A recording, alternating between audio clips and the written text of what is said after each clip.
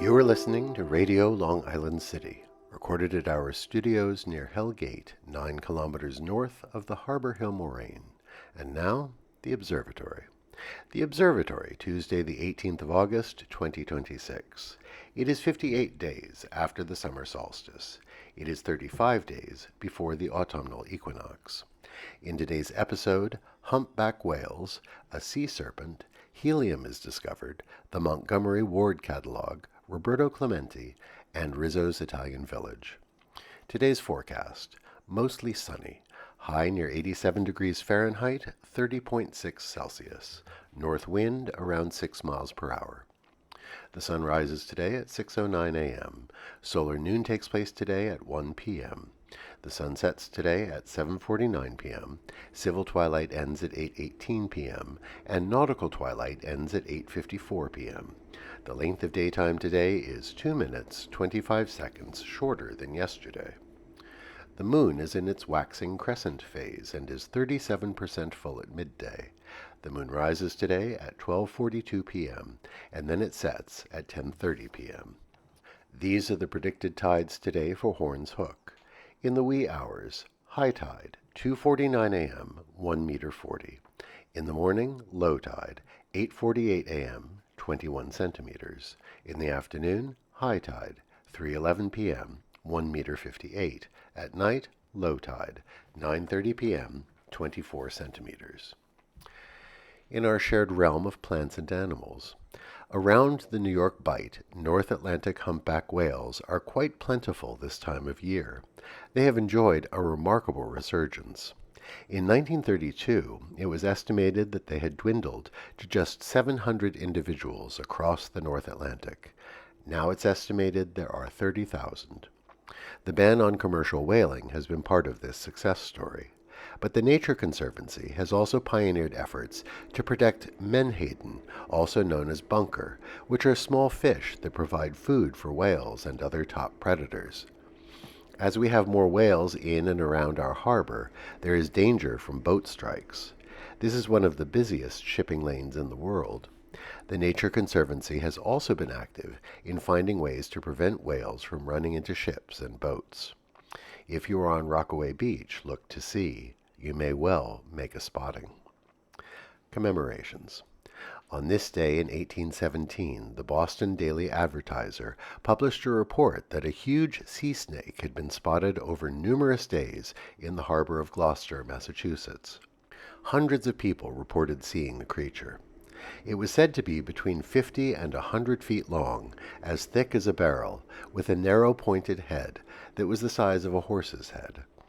A local group of amateur scientists, the Linnaean Society, released a report on the incident, including interviews with local witnesses and a drawing of the sea serpent.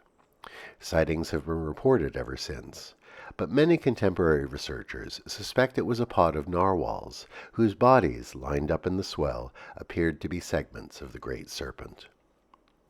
On this day in 1868, French astronomer Pierre Janssen first observed evidence of helium in the sun. He had traveled to Guntur in Andhra Pradesh, India, to observe a solar eclipse.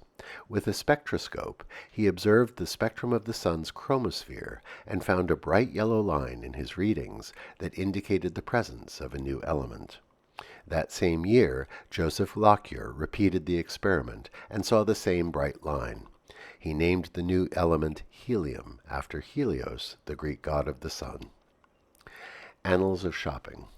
On this day in 1872, Aaron Montgomery Ward first released his mail-order catalog. The Chicago-based retailer wanted to find a new way to reach customers across the country. His first catalog was just one page, offering 165 different items. Montgomery Ward's idea took off, and the catalog made goods available to a mass public, even far out in rural and farming communities. The Montgomery Ward catalog was as revolutionary in its time as online marketing has been in our time. On this day in 1926, the first televised weather map was broadcast by the National Oceanic and Atmospheric Administration in Washington, D.C. Hat tip to NOAA. Today we remember Roberto Clemente, born this day in 1934 in Carolina, Puerto Rico. He played 18 seasons with the Pittsburgh Pirates and was a 15-time All-Star with 12 Gold Gloves. He was also one of the earliest Latino and Caribbean players in the major leagues. He was known for his humanitarian work, and sadly he died in a plane crash while delivering earthquake relief supplies to Nicaragua in December of 1972. Major League Baseball named an annual award after him.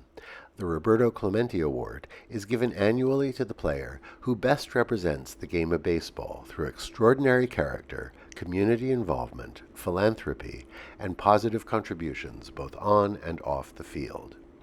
Remember Roberto Clemente today. This week we are remembering stores that once were neighborhood landmarks. Today we honor Rizzo's Italian Village. The restaurant stood on the corner of 31st Avenue and 21st Street.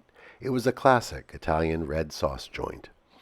Its one-story building had a full-sized gondola on top, with a robot gondolier who swayed with his pole, and its perimeter had a picket fence. Inside it was full of memorabilia, including a burbling fountain. Time Out referred to it as campy, but we think it was a quirky Italian-American wonderland. Today is Arbor Day in Pakistan. And that is the Observatory, Tuesday the 18th of August, 2026.